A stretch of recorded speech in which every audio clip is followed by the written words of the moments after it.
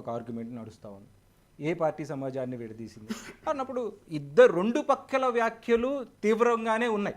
నిజానికి అధికార పక్షం ప్రతిపక్షం రెండు పక్కల ఎలక్షన్స్ హీట్లో చేసుకున్న వ్యాఖ్యలు అభ్యంతరకరంగానే ఉన్నాయి అనేది మోహన్ భగవత్ గారు చెప్పిన మాట. మనం ఒక్కసారి ఆలోచన చేయాలి.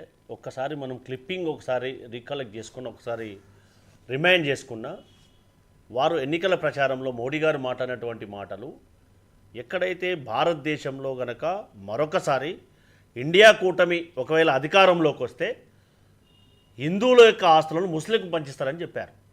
దిస్ ద స్టేట్మెంట్ బై అదే మోహన్ భగవత్ స్టేట్మెంట్ కూడా ఉంది. టెక్నాలజీని వాడుకొని ఫేక్ వీడియోలు ప్రచారం చేస్తూ కూడా తప్పే అనేది వాళ్ళు మాట్లాడిన తర్వాత. దాంతో పాటుగా సెన్సిటివ్ విషయం, I'm repeating one word again, ఇంతకుముందే చెప్పాను నేను, మంగళసూత్రాలను కూడా లాక్కుంటారు అని చెప్పారు. ఇది ఇక్కడ సాధ్యమవుతుందా? సాధ్యమవుతుందా? దాంతోపాటుగా హిందువుల యొక్క ఆస్తులు ముస్లింలు పంచుకుంటారు అని చెప్పారు. మరి తర్వాత ఉత్తరప్రదేశ్కి పోయిన తర్వాత గౌరవ్ మోడీ గారు మాట్లాడినటువంటి మాటలు మనం ఒకసారి నెమరు వేసుకోవాలి. ఎందుకనంటే ఎస్, చిన్నప్పటి నుంచి అక్కడ మతం ప్రాతిపదికంగా ఇచ్చినటువంటి రిజర్వేషన్ వ్యతిరేకిస్తున్నామని చెప్పినటువంటి గౌరవ మోడీ గారు అదే భారతీయ జనతా పార్టీ కర్ణాటకలో అధికారంలో ఉన్నప్పుడు ఒక కులం ప్రాతిపాదికంగా ఒక్క లింగాయతులకు ఎందుకు రిజర్వేషన్ ఇచ్చారు భారతీయ జనతా పార్టీ వాళ్ళు? దానికి సమాధానం చెప్పాలి కదా. అది వాళ్ళ బాధ్యత కదా ఒక రాజకీయ పార్టీగా.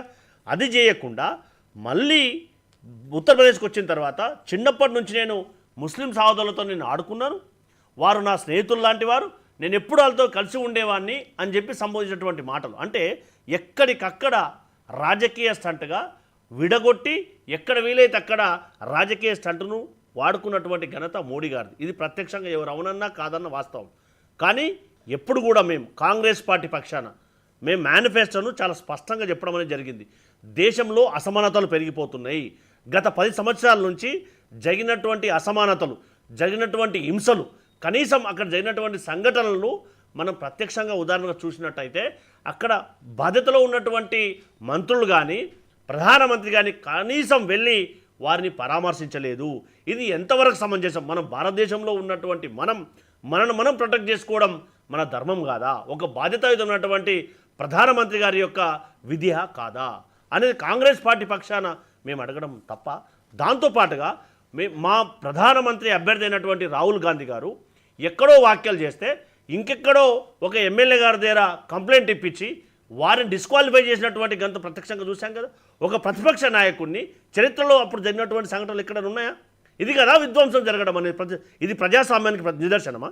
అంటే ఇదన్నీ కూడా మనం ఆలోచించుకొని ఒక్కసారి ఆలోచన చేయాలి. ఎవరు విడదీసి పరిపాలన చేశారు? దానికే కదా అక్కడ ఫజియాబాద్లో కానీ వారణాసిలో కానీ లేకపోతే నరేంద్ర మోడీ గారి సొంత నియోజకవర్గంలో కానీ అక్కడ ఉన్నటువంటి ప్రజలు వారికి ఇచ్చినటువంటి మ్యాండేటే దానికి ప్రత్యక్ష ఉదాహరణ. దేశంలో వారు ఏదైతే చెప్పారో మోడీ గారు కానీ అమిత్ షా గారు కానీ మేము ఈసారి 400 సీట్లు తెచ్చుకుంటామని చెప్పినటువంటి వారు కనీసం మ్యాజిక్ ఫిగర్ కూడా చేరుకోలేనటువంటి దాఖలాలు ఒక్కసారి గుర్తు చేసుకోవాలి. చరిత్రలో ఎప్పుడు కూడా లేనటువంటి విధంగా 17 మంది మంత్రులు ఓడిపోయినటువంటి దాఖలాలు కూడా మనం ఒకసారి నెమరు వేసుకోవాలి. సో ఇవన్నిటికీ ఖచ్చితంగా భారతీయ జనతా పార్టీ దేశంలో విభజించి పాలించాలని చెప్పి ప్రయత్నం చేసింది.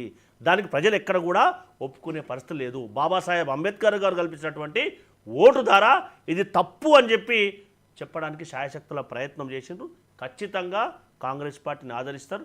అందరూ కలిసి ఉండాలనేదే దేశ ప్రజల యొక్క ఉద్దేశం అనేది అందరూ కూడా ఆలోచన చేయాలి. దీపక్ గారు, మనం ఒక క్వశ్చన్ బై క్వశ్చన్ వద్దాము.